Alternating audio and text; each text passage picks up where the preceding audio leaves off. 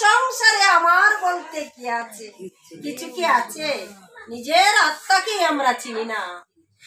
কখন যে যায়, কখন যে আসে, কখন যে আবার চিরদিনের জন্য আত্মা বিদায় নিয়ে যাবে, সেই কথা তো একদিনও কেউ আমার আত্মা কোনোদিনও আমাদের কাছে বলবে না। কাঁচাটা পরে থাকবে, সেই কাঁচাটা যদি সৎকার না করা হয়, কাঁচাটা কি হবে? পচে গলে নষ্ট হয়ে যাবে, দুর্গন্ধ ছড়িয়ে যাবে।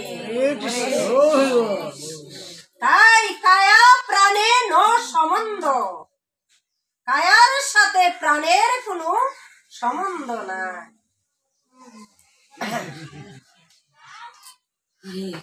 মানুষ যেমন জীর্ণ বস্ত্র পরিত্যাগ করে নতুন বস্ত্র পরিধান করে, আত্মাও সেই রূপ জীর্ণ শরীর ত্যাগ করে একটি নতুন দেহ ধারণ করে।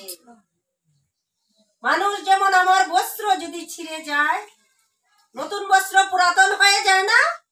বস্ত্র যদি ছিঁড়ে যায় তাহলে কি করি আমরা? নতুন বস্ত্র ধারণ করি। আবার আত্মাও তথা বারে বারে পুরাতন দেহটাকে ত্যাগ করে নতুন একটি দেহ ধারণ করিয়া থাকে। জীর্ণ বস্ত্র ছাড়ি নর নবদ বস্ত্র পরে, জীর্ণ দেহ চারি আত্মা নব দেহ ধরে। অস্ত্রে তারে নাকি পারে, অস্ত্রে নাকি কাটে তারে না পুরে অনলে, পবন না করে সূক্ষ্ম না ভিজে শরীরে। হরে কৃষ্ণ।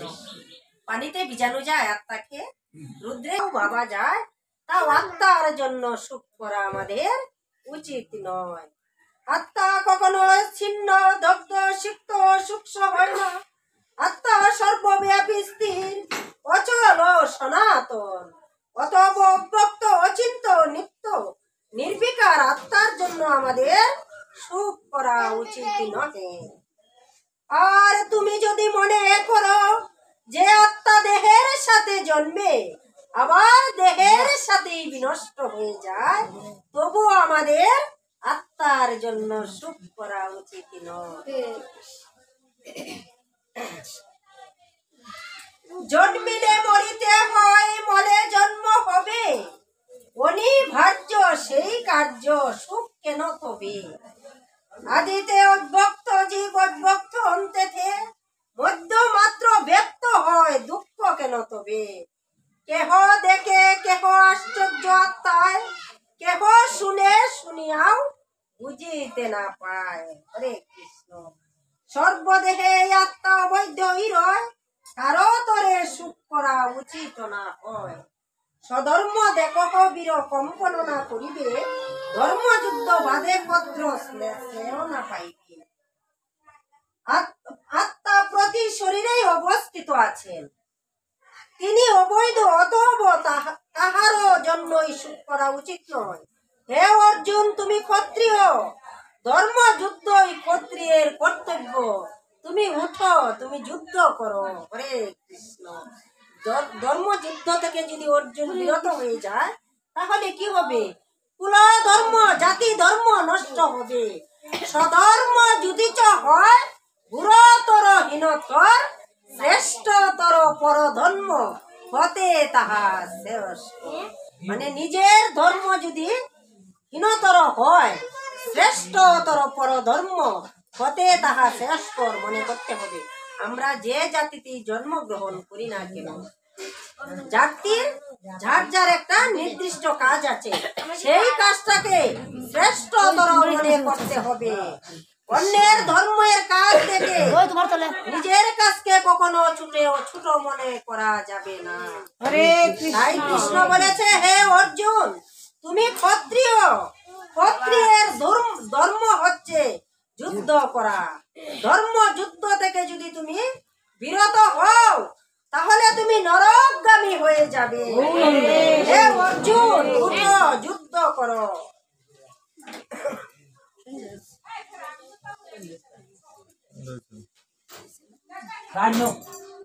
যে সকল বীর এখন তোমাকে সম্মান করে, তাহারাই তখন তোমাকে কাপুরুষ বলিয়া উপহাস করিবে। শত্রুগণ তখন তোমার নিন্দা করিবে। এর চেয়ে দুঃখের বিষয় আর কিছু হবে না।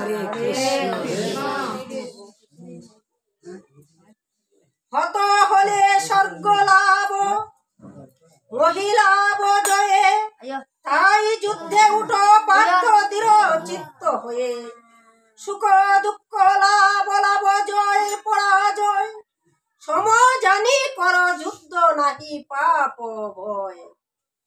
শঙ্ক তত্ত্ব কহিলাম শুন কর্মযোগ, এতে নিষ্ঠ হলে পার্থ যাবে কর্মভোগ।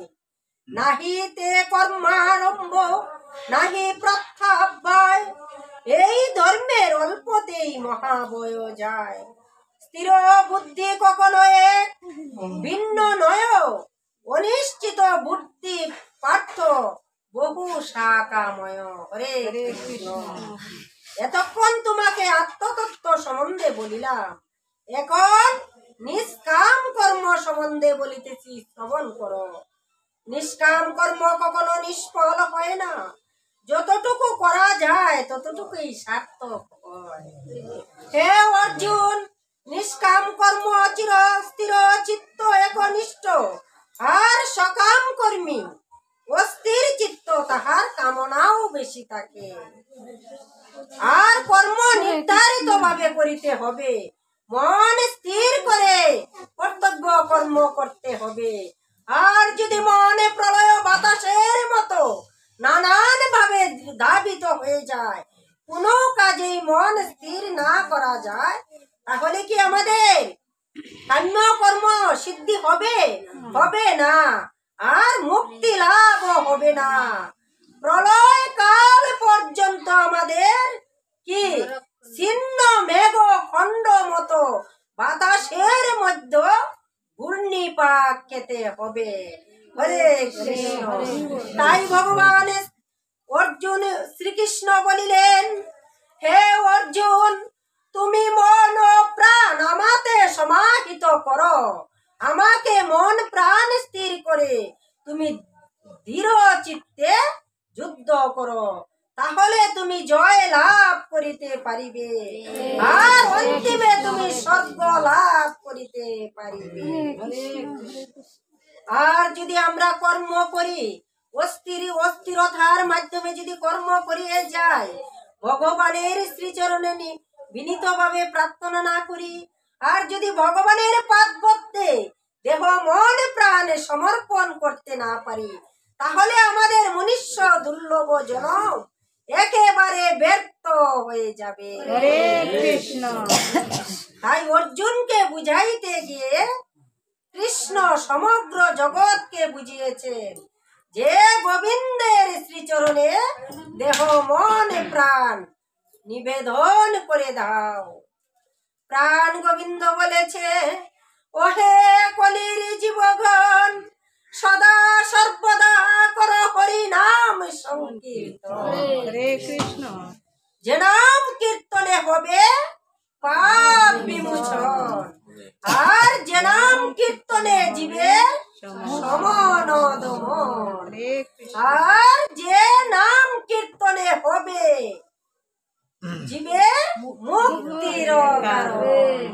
হরের নাম হরের নাম হরের নাম হইব কেবল, গতি নাস্তব্য নাস্তব্য নাস্তব্য, নাম বিনে জীবের অন্য গতি নাই।